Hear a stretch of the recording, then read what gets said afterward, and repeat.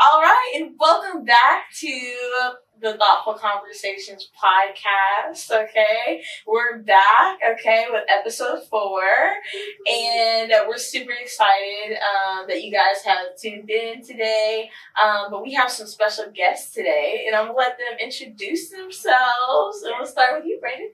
Yes, absolutely. So I'm excited to be here. I'm excited for the conversation. My name is Brandon Miller. I am based in Dallas, Texas. I'd like to say, when somebody asks me to introduce myself, I never know where to start. But I'll start with who I am. So I love building communities. I love meeting new people. I would consider myself a fitness enthusiast. I would consider myself someone that is empowered to create inclusive, equitable spaces in many different forms. And I love to travel. I love adventure. So that's a little bit about who I am. I'll briefly say what I do. So my 9 to 5 is I'm a consultant. I'm actually on the sales team for a consulting firm. So we support retail companies, consumer products companies, and life science companies with all kind of aspects of business. And I lead our DEI service practice at the firm as well. And then I would consider myself a multi-hyphenate creative. So I dabble in a lot of different things. Okay, cool. Does that work? Yeah, multi-hyphenate.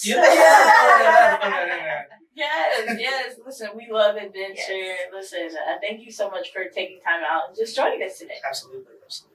All right. And who are you? I can tell that. So my name is Justin. Thank you guys again for having us come for this conversation today. I'm really looking forward to it. I am based in Dallas as a freelance photographer right now, but I am originally from Virginia. I do love to travel. God is important to my life, so I'm a big person on going to church. Amen. I live in church. And lastly, I'm just chasing my dreams. And, was in logistics for 12 years, finally out of it. Happy for that. And so I'm a creative, chasing my dreams right now. And hopefully God's going to make it work for me. Yes, He will. Sure. He will. All right, guys. So today, we have a really good topic for you guys, but we're going to be talking about healthy communication, right, in the culture, right? What does that look like, okay? And so I just want to dive in, right? Because why stay in the shallow end when we could just dive on in, okay? But how do you guys, navigate disagreements, right? And turn them into productive conversations or thoughtful conversations. Who's tackling? You go first. I like that.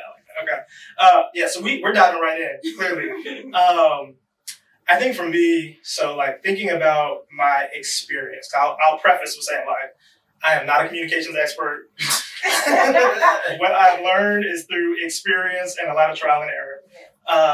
But I think just with my background, I've been in conversation in a lot of different facets with a lot of different type of people. When you think about corporate, or you think about, your peers, or you think about relationships, or you think about dating, right? You're having conversations with different types of people. And I think one of the biggest lessons that I've learned in navigating through the tough conversations is, first of all, to position yourself and really kind of know how you're showing up in that conversation. One of the things that just kind of reflecting is our generation is very inward focused, I think, right? It's a lot about me. It's a lot about, I want to share my opinion. I want to tell you my stance.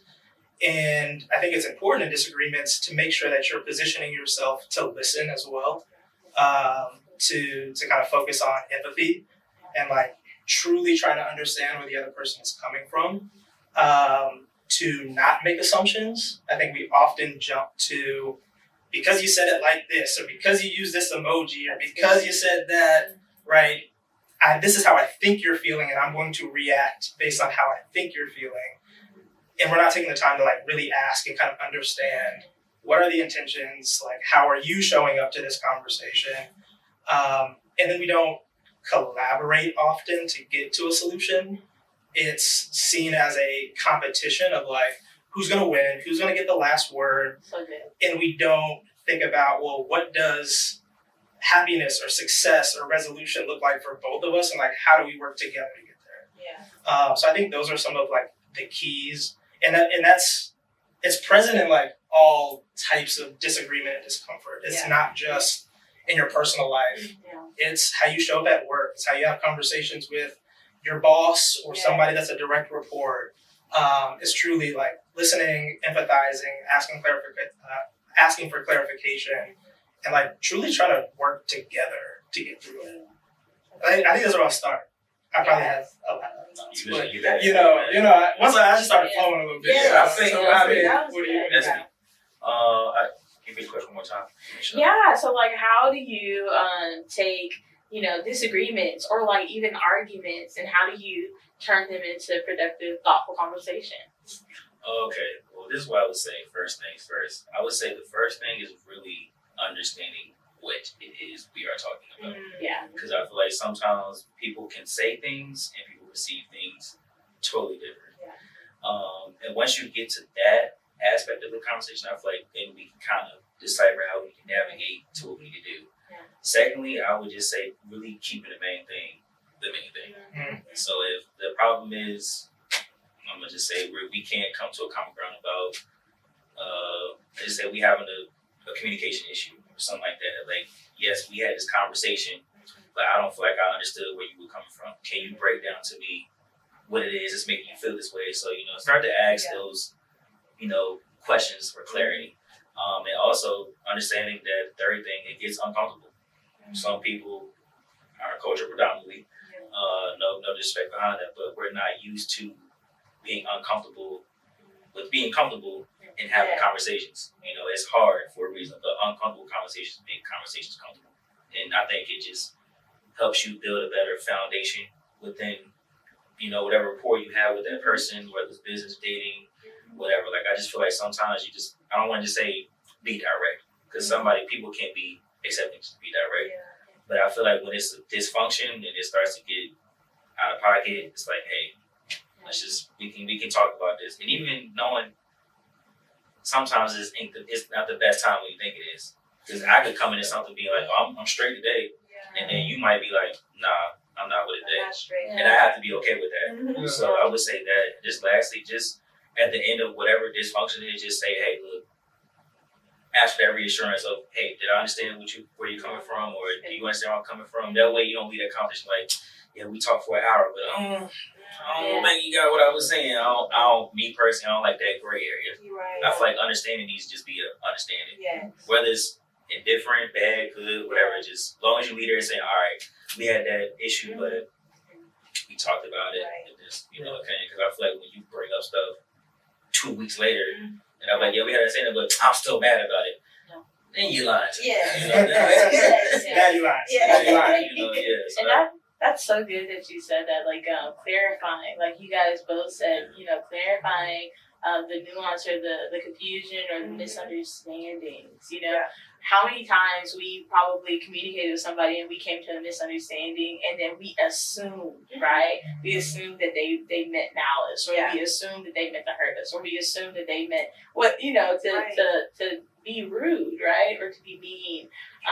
But even in today's society, I think that we are an offendable society, right? We, they say Twitter fingers turn into trigger fingers, right? So in that, how do we cultivate empathy, right? In our society, to where, we don't have to have misunderstandings, but also empathy, cultivating empathy within yourself as well, right? Because it starts from the inside out. Ooh, that's a good one. I'll start. You just want to get some time. I think for me, from an empathy perspective, have you heard the phrase like, I'm playing the devil's advocate, and then your auntie and mom was like, the devil don't need no advocates. I mean, part of that, I completely agree. But in my experience, it's important to like put yourself in somebody else's shoes or look at the world from different perspectives, not with the intention of like changing how you show up or how you feel, but it gives you an opportunity to kind of challenge your own perspective, but also to kind of understand where other folks are coming from. So I wouldn't say like play the devil's advocate all the time, but like truly take time to try and see the world from different perspectives. Put yourselves in like challenging situations when things are good. Like, Yeah. I love to travel. I know some of us talked about a passion for traveling. One of the biggest values I get out of traveling to different places domestically or even abroad is you're experiencing different cultures, different ways of life, and you have to see the world from somebody else's perspective, and it's giving you the skills and like how to navigate that. Yeah. So when you're in a conversation with a loved one or a friend or a peer, and like, okay, now you're challenged, like you're challenging me, I've already flexed those muscles a bit. So I think that's one thing. And the other thing is just like curiosity. I feel like with so much information that's available like at our fingertips, we're less curious as a people than we need to be. Like ChatGPT is a new thing. Like you just ask a question and get the answer. You don't have to like truly be like curious and like practice critical thinking and like deductive reasoning, like all of these things that are skill sets that I think like our parents and our grandparents naturally had to learn. And it made them more curious about different things. And I think curiosity breeds empathy. That's good. That's really good. Yeah. I would say empathy is like it's one of the most crucial things that you actually need to have as a human. Personally, now I know when people say like, "Don't worry about that," or "I don't care about that," that don't ring too good with me. But I think empathy comes from you stepping outside of yourself, really, to really admit that it's okay to be different, or see different. I feel like there's a lack of that when it comes to a lot of things. Because I think, like you were saying, like everybody feels entitled to something. We're human and we want to have what we deserve and stuff. And that's cool. But I feel like when it comes to having an addition to all of that, that's when it starts to be like, it's not going to be good for me. But just because it's not good for you doesn't mean it's a bad thing. You can still sit back and say, okay, we can have a collective thing on what we want to talk about, how we want to feel about certain things. So I think it's just a different perspective is a healthy perspective. That's how I look at it. So I think we all need that. Can I add one thing? Yeah. It just kind of dawned on me too as you were speaking. I feel like we haven't had to practice, or we haven't like forced ourselves to like truly understand like the spectrum of emotions as well. I think especially like within the cultures, like there's only a few emotions that we will articulate. You're mad, you're sad, you're happy, you're hungry, and it's like that's it. And there's this book that I would recommend. I'm not a huge reader, so if I'm recommending it, it's an easy read. It's but it's called Atlas of the Heart by Brene Brown. Renee is good. She's good, right? Yeah. I've only read one. But that book was good. But it talks about, I think it's like 87 different emotions. And I think once we start to understand, like, maybe I'm not sad, maybe I'm apathetic, or maybe I'm grieving, or maybe I'm not mad, I'm just frustrated, or I'm disappointed. Like, you understand that people can show up and we think it's one thing, but to be empathetic, we can kind of deduce like, oh, she's not sad, she's disappointed, or she's grieving, or like all of these different emotions that we typically don't think about or talk about. I think it's just important for us to better articulate and understand as people. That's really Add good. one thing to that too. Yeah. I would say emotional availability for yourself. I feel like emotional availability for yourself to be emotionally available for other people plays a huge part in all that. Because I feel like sometimes, like, I did therapy for like 3 years because I lacked on all of this in my last relationship. So, like, for me, and it's not just in my relationship, but just with people. Like, I would go to work, be snapping, I'd be snapping at them. Just like, I don't know. So when you just learn to just like check your emotions and be like, okay, am I really mad or am I just triggered? Am I really like sad or am I just like I'm a little uncomfortable with this emotion with it, you know what I'm saying? So it's just knowing how you really feel and being okay with saying, hey, look, I'm not mad at you. But I'm a little bit bothered about what you did. You know what I'm saying? And this is why I'm bothered. And you can't receive that, it's cool. But I'm just letting you know from my emotional standpoint, from my emotional clarity, I'm gonna say it to you. That goes to what you said earlier too. It's like, I think in disagreements or in conflict, I think you said, make sure the main thing is the main thing, right? Like, we will attack a person or their personality or their character or how they, but that's not even the crux of like the disagreement. I think that's where we get so caught up. I think this is a little bit of a buzzword, but it is a thing. It's like we get caught up in the gaslighting and like, bringing up things that aren't even related to the conversation, because when we feel attacked or we don't understand our emotions or the other person's emotions, we try to latch onto something else if we're not really understanding the main things. That's really good. Yeah. That's good. That's so good. That's good, man. Listen, they dropped the mic, okay? They dropped the mic. That's so good, yeah. So that leads us into the next question. So how can we respectfully challenge someone's viewpoint without escalating the conflict? Who wants to go? I'll start with that one.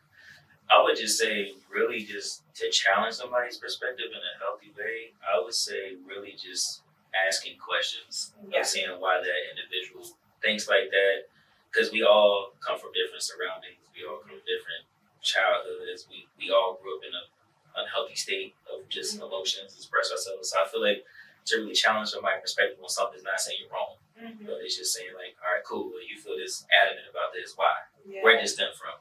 Who did this to you to make you feel this way? You know, you can ask all the questions, but I feel like even within that, just saying, okay, cool, like, I understand why you are the way that you are, and I'm not trying to say that your perspective is wrong, but it's also okay to look at it like this, because the way that I look at it is like, if God can challenge me, then I can challenge you, because I can't do nothing my way, because God would say, God got a total different plan than what you think. So I feel like when it comes to like that type of like challenge, it's just like saying, okay, cool, let me see why you think like this, and just because you think like that don't mean you gotta be like that, because you become your thoughts. For sure. Your thoughts become your actions. If you start as not drag my point, but I say that because I think I was just talking about this like last week. He was saying like, if somebody been telling you you've been angry all your life, you're gonna actually be like, I'm just angry. And then what do we always say? That's just who I am. Yeah. Right. No, that's not who you are. That's a cop out already. That's just who I am. You know what I'm That's my saying? personality. So I feel like it's just, you gotta like be able to like allow yourself to actually understand that person not gonna change, even if you're telling them it could be different. And that's just kind of how I look at it. So I feel like for me, that's how I would challenge somebody. Just not expecting them to change, but just being like, okay, I got you. That's good. A bit of that is like managing your own expectations. Exactly. Oh, that's good. Because if we get in a situation and you don't react the way I want to, that's on me. That's 100% on me. So it's just, managing your own expectations. Wow, that's a word. That's very good. And I think that's part of it is I don't think there's anything I would really add to what you shared. It's again knowing going into conflict, like you can only control what you can control. If I manage my own expectations, then I will feel successful at the end of it. Like I need to say my piece. I need to hear the other person. We need to work together to get to a solution.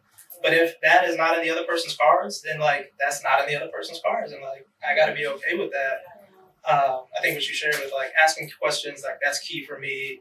One of my other tactics too is just because I know people are sometimes self-absorbed, or they're like worried about themselves, or they want to be in the right or in the know, or even just want to be heard, to be honest, and that's fair, is making sure that you're acknowledging the other person and what they're saying.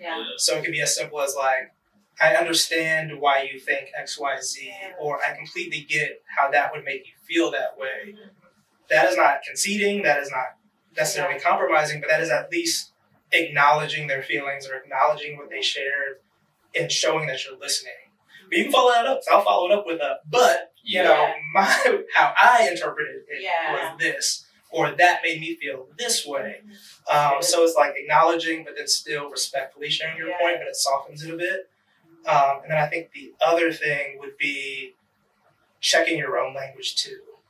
So one of the things that I think about it more in like the work context, but I think it applies to personal life, is am I using I and me or we and our? And I think there's a place for both. If I'm using I and me, that is truly me saying like, this is my opinion. It may or may not be right, but this is how I'm showing up. This is my perspective. But it is when you use I or me, you make it me versus you. So you just have to know like that's how you're showing up. When I'm trying to get to like a resolution, or I'm trying to move to like, okay, we We heard each other out. We did all the yelling. We did whatever it might have been. We're trying to get to the goal. I start using we and our, like, how could we do this? Or I think our communication style would work better if that shows like you're collaborating with one another. And I think that helps you get to that end goal. That's I really think good. that's one thing my therapist told me, but makes things sound so negative. When you say, I feel this way, but it takes away everything you just said. So I always add, now I'm learning because I do this a lot, I'll add like, however, or on the other hand, I'll try to find another word to say. But I think, but just, when you said that, I was like, damn, I just did it the other day. Like, and somebody was like, man, but why you do that? Like, I'm like, all right, I got you. I got to hold myself accountable. And I'm going to add one more gem on that. One of the things you were noting is I statements, right? So, like, if you lead with I, right, you're putting yourself in it and you're not so much blaming the other person when you're addressing conflict, but you're saying, I felt when you did this, right? Or I perceived when this happened, right?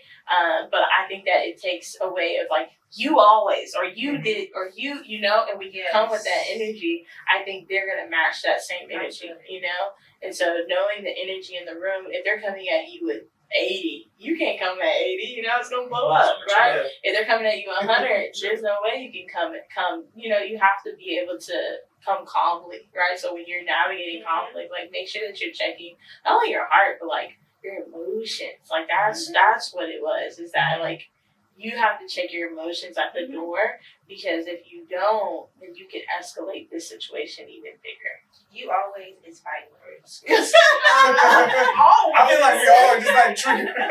You always. We all heard that before. I think another thing too is actually prefacing each person's mental state before a conversation. I do that a lot now recently. Like I do, like that was exercise for me that I had to learn. Is like if even before a conversation, I say, "Hey, look, are you in this mental space to have this conversation?" That's key. That's key. Because even it's not me saying I don't want to have it, but it's also me saying I need to make sure, because I might say something that's going to trigger you unintentionally. You might say something I might not agree with, but I have to know before we start this. Let's check the temperature real quick. And if your day been messed up and you trying to talk to me, it ain't gonna work. Yeah, that's setting the stage for the dialogue. I'm glad you said that. I feel like with men, we need to do that more, because I feel like with women, y'all respectfully will know, like, this is how I feel. And y'all can tell us, and then we be like, man, come on, I done had to fuss with this person, and I got, so I feel like just the approach on both parties should be better with, like, I think men, we should be like, hey, look, I know you've been on one today. Let's just fill this out. We need to wait. Cool. I'm fine with that. And being accepted to that. Because a lot of people don't like that. Yeah.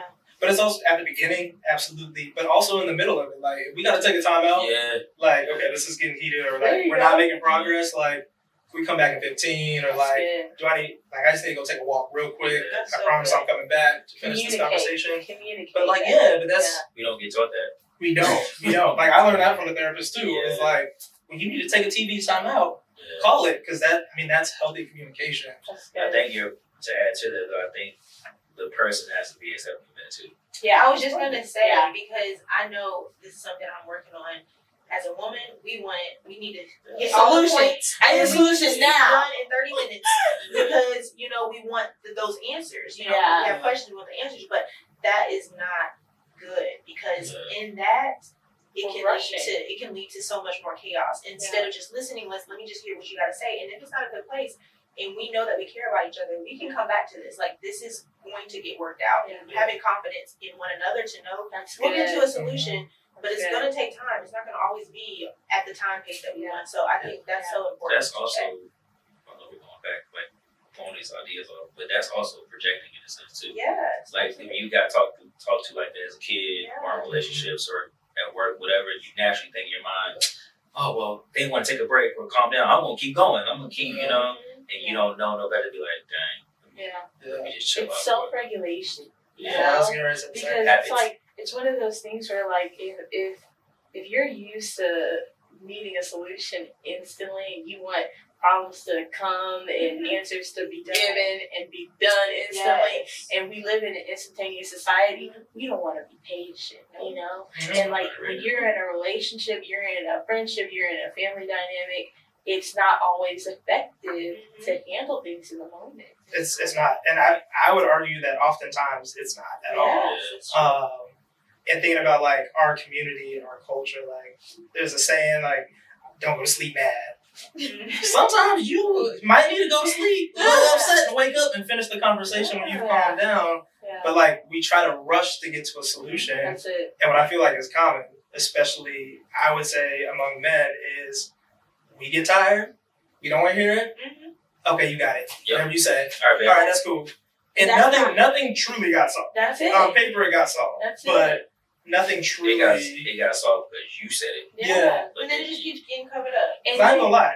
When I get tired, and like I shut down. Like it's just like a wrap. Like I can't have the conversation for 3 hours into the night. So we either gonna take a TV timeout, we gonna finish this after a little break or in the morning or whatever, or like I get to a point where it's just like you gotta throw in the towel because I think nothing's gonna get solved. Surroundings play a role with that too. So like surroundings, like when you have a certain conversation, like if you're arguing at home, don't try to fix it at home. Let's go out to a park. Let's go somewhere where the surrounding is different. Birds might be chirping. There might be a lake. It's a little bit calm. Yeah, I learned that therapy a lot of times. In my last relationship, not to get too descriptive, but we did a lot of arguing at home. Yeah. So when we would try to come back and talk about things, we would be where? At home. Just because it's a new day, don't mean it's going to be a good day. Right. We woke up, I'm thankful, but we still got this conflict. Yeah. But I noticed, like, when I got out of that and I started to have conflict within my life, and if I had a friend that I'll bump into or we got an issue, we'll meet up somewhere. I don't want you to be on the phone with me, let me look in your face, and a calm surrounding. To me, I think it works when you do it like that. It eliminates everybody coming in like, I feel like that's been done to me. Now I understand why. I know why. Let's go get that White Rock. It changed your whole. It changed the. I mean, I'm not saying the conversation will be easy because I don't know what it is, but just to set the tone of how it's gonna be. Hey, look, it's peaceful right here. Yeah. I know we was going back and forth, but we're gonna be adults today. And I'm gonna teach you 2 techniques, right, that I use. So for my sensitive people out there, my girlies are sensitive, all right? Okay, my fellas that may be sensitive, right? I use the sandwich method, right? And you guys may have heard of it before, but you start out with something that's positive. If you know that something that you're about to say is gonna rock the boat, right? You start off with something that's positive, then you interject the conflict of what needs to be said, and then you follow up with something that's positive about that person, right? And it's not so much of like ego that you're building, but it's something that is a delivery, right? It's all about how you deliver things, right? So even in the business world, maybe even in your relationships, you can start off with saying, hey, I really enjoy our conversation today, right? It's so thoughtful of you that, you thought about me to have that conversation with so-and-so. But in that, I don't appreciate you having this conversation with other people, but I appreciate your heart in it. You see how I did that? So like I started off with something positive, right? I interjected with, hey, I don't appreciate you, sharing that with other people. But then I came back into it and said, I appreciate your heart.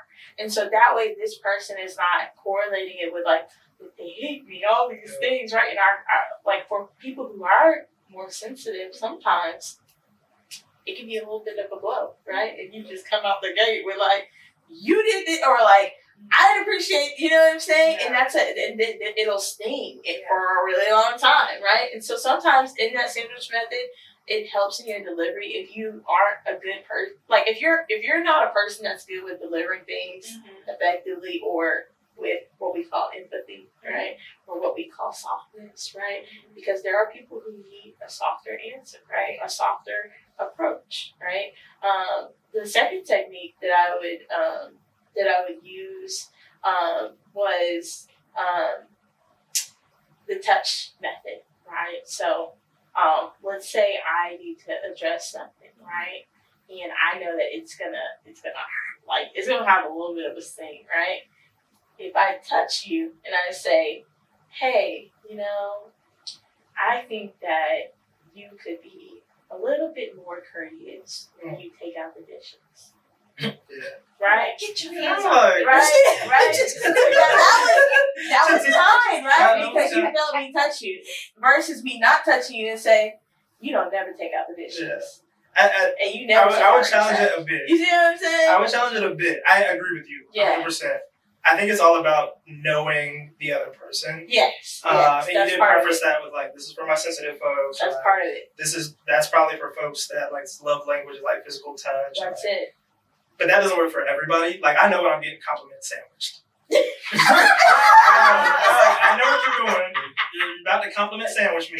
But when you say you're sensitive, No. So So it it just wouldn't work with you. it wouldn't It work for wouldn't me. work with you. So I will add one more like framework, and I won't go into like too much depth because it'll take a lot of time to explain. But there's like 3 or 4 relationship styles. There's drivers; those are people that are like tell, like get the job done. They're the ones that like want to end the conversation quickly, get to their resolution. But they're really people focused, and they're like trying to get the task done quickly. Then you have expressive folks. They're also tellers. Like they like to tell you how they're feeling, but like they might like emotionally dump. Like they're the ones that might be like really emotional and like it's hard to sift through the what it is. It's supposed to be what it is because there's just like a lot going on. Then there's amiable, which is like they want everybody to be happy. Like they're more so focused on like asking questions rather than telling, but they want people to be like, let's all get to the same solution and be happy. Then you have analytical, which are also they ask questions, but they take time to process and like they need to think and they might need to go for a walk and like process everything that just happened. So I know I tiptoe on like amiable and analytic. So I'm not gonna tell, I'm not like highly emotional, but like I might need to go take a walk. Or like I might need to work together, like let's get to a solution together. But it's important to know what you are, but it's important to know what the other person is. That's it. Because that's how you know how to tee up like 2 expressives that are like tell, feelings, That's hard. crying, yelling. Yeah. You gotta switch up your tactic. I would say too. I would say that's loving somebody. Yeah. Loving somebody is really giving them the ultimate power to hurt you, knowing that they can do it, but they That's choose a not bar. to do it. What's a bar? Wait, say that I'm again. saying? You that. Think about Drop it. the ball. Say it one more time for That's the what it people is. in the back. Love is giving somebody the power to hurt you and knowing that that person will not do it even though they know they can do it. So you know my weaknesses, my insecurities, my deepest darkest secrets, whatever. The simple fact of love, it brings it. I can't do that. You know what I'm saying? So I feel like I think love comes in with all of this. Yeah. If you really, you know what I'm saying? That's good. So, That is so good. So, my next question is: what are some practical tips for keeping calm and composed during heated discussions? What you look like when you mad? Let's see. Let's see. What you Give look us like a when you tip. mad? So I think I'll just talk about my own experience itself. Like I am not super emotional. And I think that actually is challenging in some conflict because folks will be like, why aren't you mad? Or like, why aren't you upset? Or like, you're not giving me anything. So like, I know that about myself. Yeah. But I also know the importance of self-regulation, which you talked about, is like knowing how I'm feeling, being able to articulate how I'm feeling. I think that's important. And that kind of goes to like setting the stage and like checking yourself before you walk in the door, checking on the other person before they walk in the door, using softening language like we talked about, maybe not using the but still acknowledging that like you're hearing someone, you're asking clarifying questions, using we, our language or I, me language.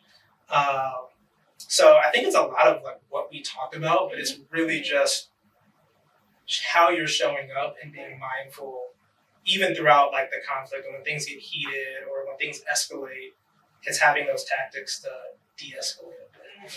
Yeah, that's really good. It's really good. man, this is an interesting question. I would say for me personally, I'm not going to say I'm emotional. I feel like I'm emotional, but I'm not emotional like I can't control it. Right. I feel like for me, when I'm in situations like that, I usually will be the person that will say, hey, I know you're upset.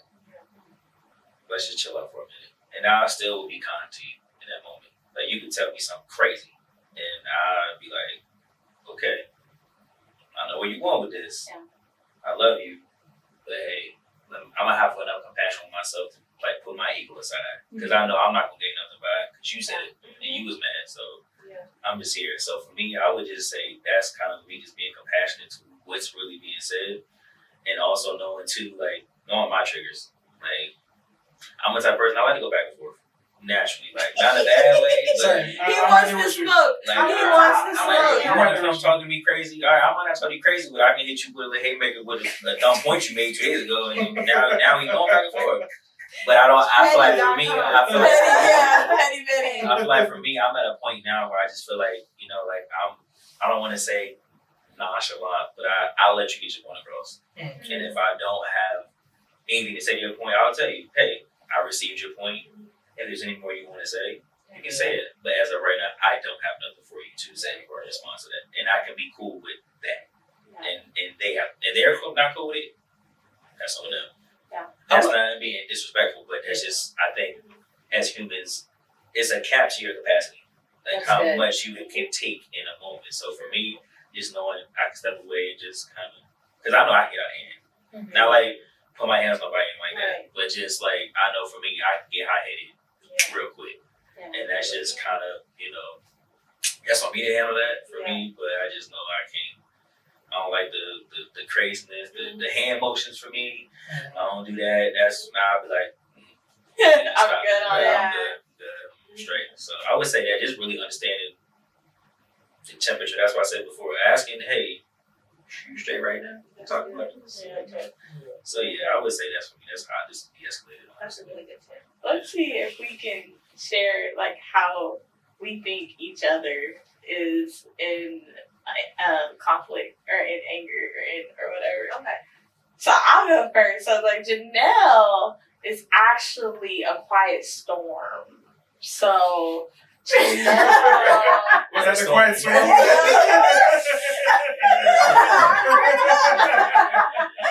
So like Janelle is the type of person where like not a lot of things rock her boat, but when it rocks, she needs a minute, right? And so like there are like things where she'll just be quiet and she'll just go into isolation and she'll need a minute and then she'll come back in clarity and be like, I didn't appreciate this, and be straight faced, okay? And she's a really happy person, but like in this, like I think it's really important to like know the person. I would also say like now, if it really, really hurt her, I think she'll like show emotions in solitude, like crying like alone, because there's still like this nuance of like not feeling totally comfortable in a room full of people to really just release, but in safety she will release, But yeah, that's what I would say. What you look like in anger. That's really good. Yeah, I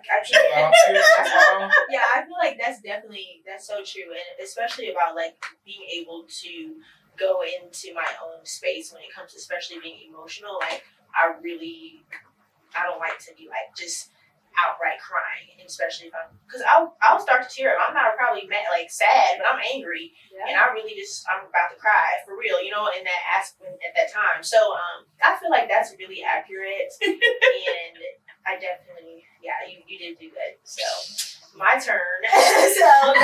Monica, I feel like you're really like Monica is so logical, so she's going to be like, I'm very upset right now. I'm upset with you. But she's going to also have her gangster mindset, like, really, I really want to go off on you. But I know Jesus says. And I know I love God because in my other mind, I'm going off on you. And I'm saying all the words, But then you really will be logical. Like, you're a huge communicator. And so that's one thing you're going to get to the bottom of it. And you respect people when they're like, hey, I don't want to talk right now. But you're going to get your point across. Monica's going to say what she's going to say, and you're going to say it, and you may not want to receive it at that time, but it's going to be said. And you'll be logical. And then after that, you're like, well, that's how I feel. And then you're going to go about your day and have a great day. You're going to go for your walk. You're going to do your mental health walk. You're going to have your self-care day, and you're going to release. You're a big releaser.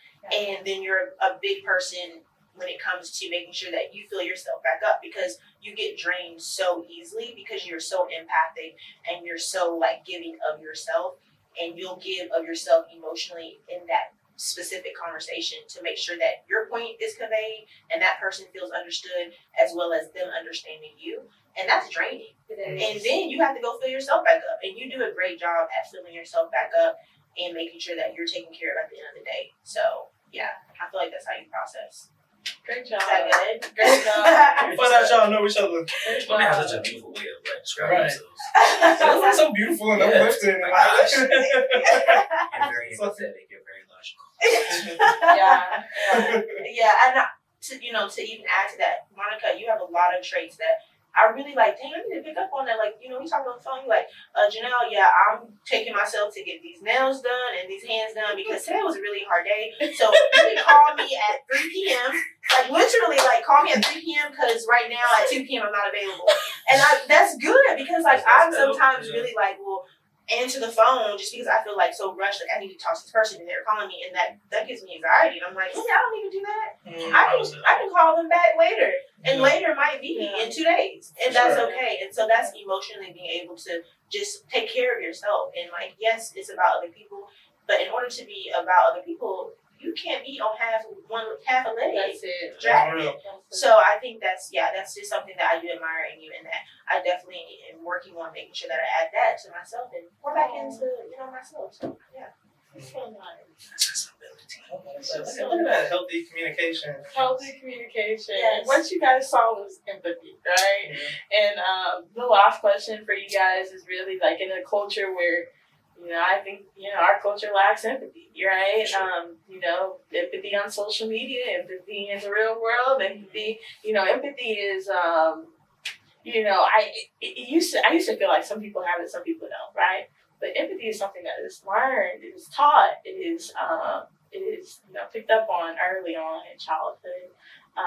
But I would say, how can people not only like become more self-aware, right? But how can they practice empathy? Go ahead, you was ready. I didn't know who was going first. You was ready. I always, that's a good question. How can we practice empathy? I would say, honestly, really learning and understanding that everybody is really just different. Everybody's thinking process, how they interpret things, how they express things is just different. And you have to, as an individual on the opposite end receiving that, you have to know that they're not, like, it's not your fault of why they're like that. Yeah. Just like saying, okay, I get it, but how can I, asking the question of how can you support somebody in that moment? Yeah. I feel like that goes a long way. Like, you might not know how to do it, but if they say, hey man, I just need to somebody listen to me there. All right, cool. I got you. Hey man, I need somebody to pull up on me for 10 minutes, whatever, we can chop it up. All right, cool. Like, just knowing where you can meet them at, I think provides the empathy part, because I feel like naturally as humans, we have a thing where it's just like, you going through something, you call me. My first thing is just be like, all right, I'm gonna listen, right? That's your boy, your girl, whatever. But sometimes you gotta say, hey, I might not be in it today to listen to what you gotta tell me. Not right now, at least. You know what I'm saying? You have to let that be known. So I feel like empathy is like a two-way street. Yeah. It's not just, you could love somebody to death and they could still drain you. Yeah. That's the raw truth about it. You know what I'm saying? That goes for family, relationships, coworkers, whatever. You have to just be like, okay, you know what? I want to practice empathy with me first. Yeah. Then I can be able to start to do it better when it comes to people naturally. Because it all starts with you. At the end of the day. You know what I'm saying? So I think that's my biggest thing on it would be that. That's good. I appreciate you going first. So give me time. I appreciate you. So I got a laundry list of things. And it's mainly just kind of like reflecting back on like my life and childhood and things like that. So I definitely agree. Empathy is learned through experience, in my opinion. So I'll preface it by saying, like, as a people, no matter who you are, where you're from, what you look like, your background, it feels comfortable to surround yourself with people that look like you, think like you, have similar backgrounds. That is human nature. It's a survival tactic. But when you do that, right, you don't have to practice empathy to such a great extent, because people feel the same way about certain topics. They experience the same things. When you talk about walking a day in somebody else's shoes, they walk in, maybe not in your shoes, but they're similar, right? So it's really challenging yourself to be uncomfortable. And it feels hard, it is hard, but there's like easy things you can do, like community service. Just going out and serving other people is a way to just practice empathy before you get into like these uncomfortable conversations. We talk about like Twitter in our generation is so like contentious, and we like make jokes of everything. But like literally just think about like one of the topics that is the trending topic of the day. Why would that person feel the way that they do? And instead of, well, you can get your jokes off, like, by all means, I participate. But, like, take a moment to think, like, why would that person believe that or think that or have that viewpoint? And I'm not saying to agree with them. I'm not trying to say to, like, rationalize why they feel that way. But if you think about, like, what in their life made them think that? Oh, it's probably something to do with their parents or, like, where they grew up. You're practicing empathy without being agreeable or being judgmental. Traveling, I think, is a great opportunity to practice empathy. And just having the dialogue, like you were joking about, like you like banter and going back and forth. To me, I love that because like that's practicing, like understanding where somebody's coming from, challenging where they're coming from, being challenged, and I think you grow empathy and healthy conflict like that too. So you said traveling, and like it made me laugh inside because we have this conversation about traveling with individuals that either you're traveling with or people you didn't know, like that's your friend, but you ain't travel. You gotta have travel buddies, and then you're like you have to understand who's to travel with and who's to just be left at the house and y'all hang out there. Or you need to get a hotel. Exactly. So that's very like important because it can really ruin dynamics of friendships and like being able to know like that just was a big one because we have that conversation often about traveling and things like that. Who to do that with because it's a really serious thing. It could really break friendships. Yes, it will. Before you bring your friend on a trip, quiz them. I think with that too. I think when you bring somebody on a trip, when it's certain things that they say they want to do, that's when I already know like, all right, this ain't gonna work. This ain't gonna work. I'm saying right now, I'm not going out past 12 o'clock. That's just me personally. I'm always down for a good time, but about like level 12. Also, like communicate your boundaries. Like everybody is not the going out nurse, and everybody is not the excursion person. Everybody is not the sleep at the in the room person, right? But knowing your friends, but also like having time to talk about before the trip. Hey, how are you on trips, right?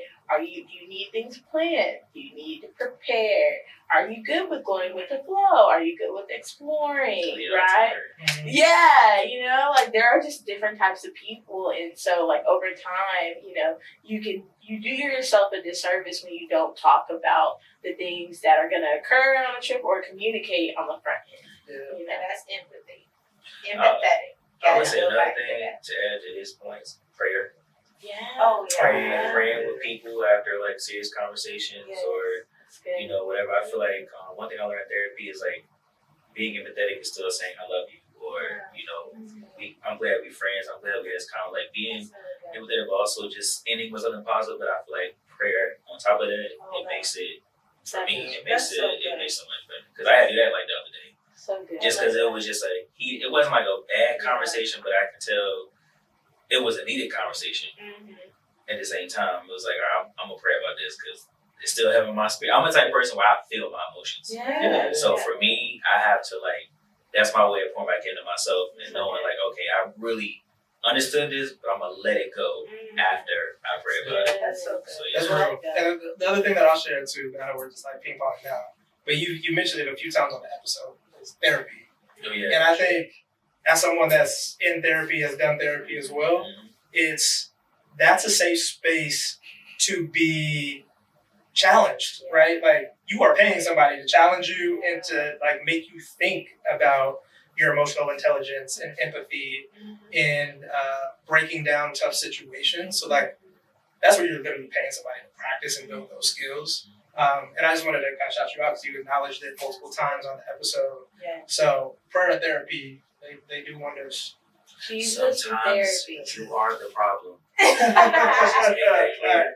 It's not the person, it's actually that's you. rude. That's rude. I think that's what made me start therapy, because I was a quick one to be like, man, that person did this, and sometimes something has to happen, and then you got to get humble. Yeah, I feel like therapy is one of the most humbling experiences ever in life that any person can do, because you are literally allowing somebody who don't know you, but can get to know you just by talking to you, and they can make this whole narrative about your life, and you're missing all these key components. Yeah. And then they start to tell you like, oh well, your child was like this, so now we see where the abandonment comes from. Now we see why you deal with this, and like for me, that was everything. So once I did that, I was like, okay, the problem is me. It's me. Yeah. And I have to hold myself accountable to knowing that it was me. And now it's like, oh, I know when it's me. I ain't got to get far. Oh yeah, it's me. That's what I was saying earlier. Like, I'm stubborn. Somebody can just, like, you pray for things and you ask God to reveal things to you, it gets ugly. And you don't listen. You think you listen, but you don't listen. You think you're loving, but you're actually very mean. Or you're very selfish. However you want to look at it. So I feel You know like what we call that? Self-awareness. Oh yeah. Right? And that brings everything back to full. Yeah. The empathy with therapy, with a little bit of Jesus, will take you a long way. Come on now. All right. Well, that's it for today, guys. Thank you guys so much. Oh, wait. He got a question for us. He's trying to fire back. He's trying to fire back. He got a question for the ladies. I just want a question for the Okay, yeah. I do want to know this, and I think about this a lot. Do you think that women meet the expectations of themselves while still also having unrealistic expectations for other people? That's a good question. Really good.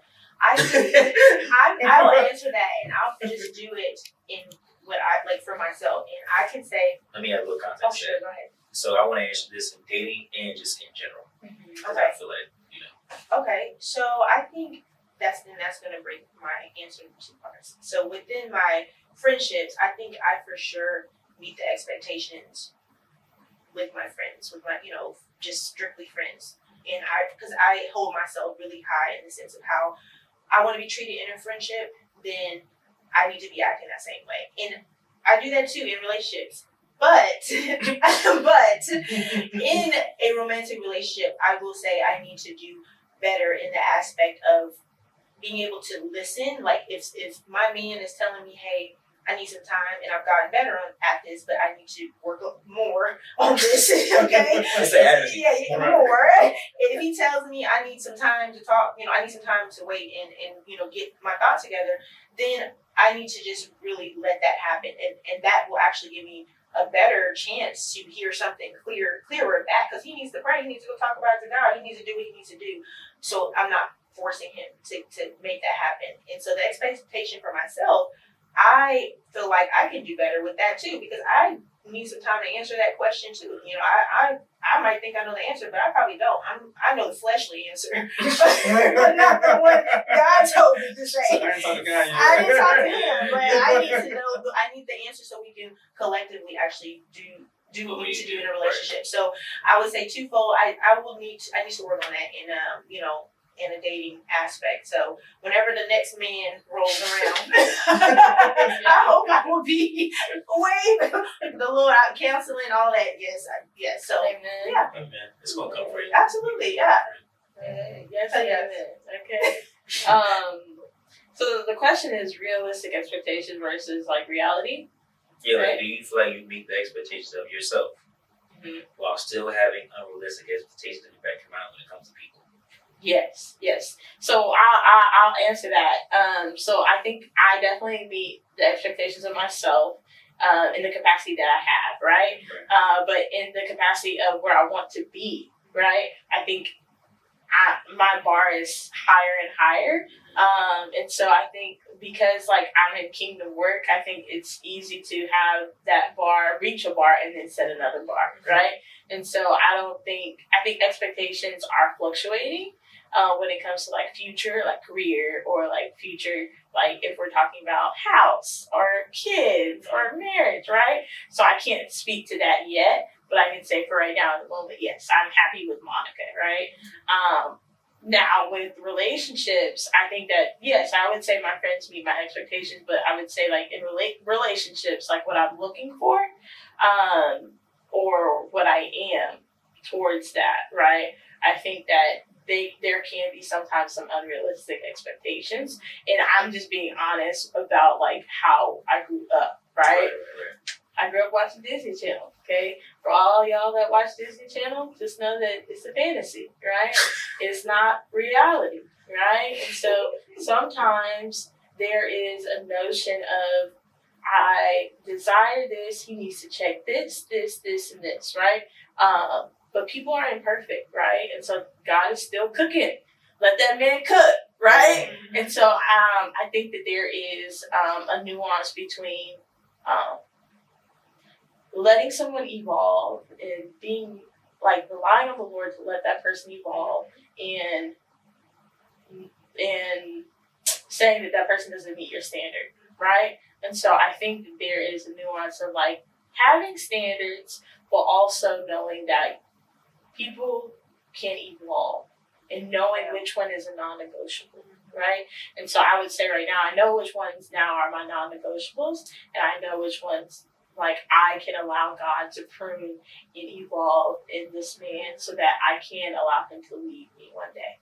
I can allow him to grow into the man that I desire as a husband, right? And so that's where I'm at, and hopefully I answered that.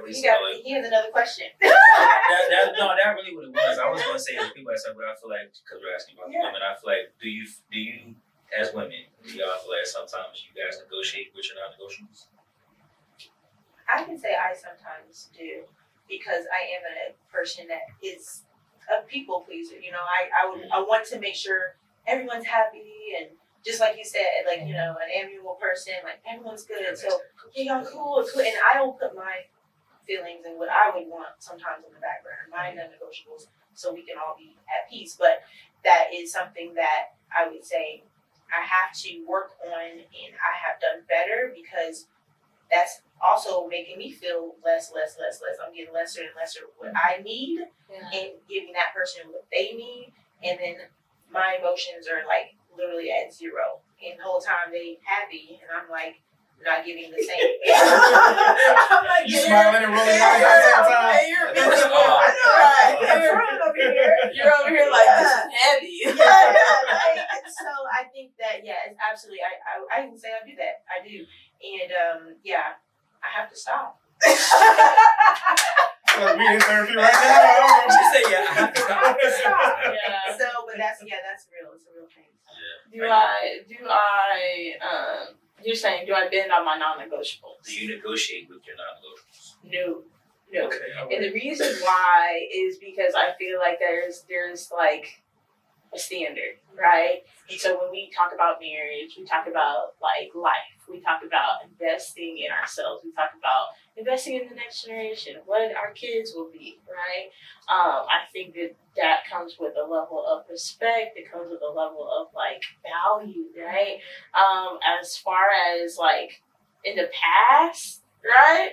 Because who I am now is not who I've always been, right? Yeah. And so for the person that is growing, that may be in college, for the woman that is in high school, for the woman that may be listening that is a young adult and she just got saved and she's trying to see what her non-negotiables are. For that person, I would say make sure that it aligns with the Word of God. Make sure that it aligns with who you desire to become, right? Because so many times I think that we negotiate our non-negotiables because we see potential in people, but that person has the potential to stay the same, and that person has the potential to change, right? So non-negotiables are like the things that you don't negotiate, like I feel like that's the bare minimum, and what you allow, is where you will be, and so like, just think about who you want to become and really like pray, like, Lord, help me to not only see myself as who you desire me to be, but also like help me to not negotiate, on those quality things that you desire for me. So that's it. That's it for me. Yeah. You have any? I was looking for the shoe bag. I Yeah. could really keep going, but I'm like, No, you can. We got like two more. You can do like two I more don't want to hold questions. y'all by time. Just saying, you know, I don't want to hold y'all by time or anything like that. So if y'all got other things, then I got a whole other episode ready. He said, We do. Okay. So. Nah, I appreciate the opportunity to have this dialogue. I appreciate the candor and the transparency and authenticity in y'all responses. Yeah. Love that. All right, guys. Well, thank you guys for watching episode 4 of the Thoughtful Conversations podcast. Listen, it was a pleasure. Thank you guys for joining us. Yeah, thanks for having us. Guys, Thank so you. much. It was definitely a pleasure. Yes. She And just closed off. yes. And so until next time, Don't forget, follow us on our social media Okay, as well as on YouTube. Subscribe, like, share, tell your friends about us, okay? Yes. You all that. Yeah. and the tags will be below. Yes. All right. Bye. Bye, guys. All right. Appreciate y'all.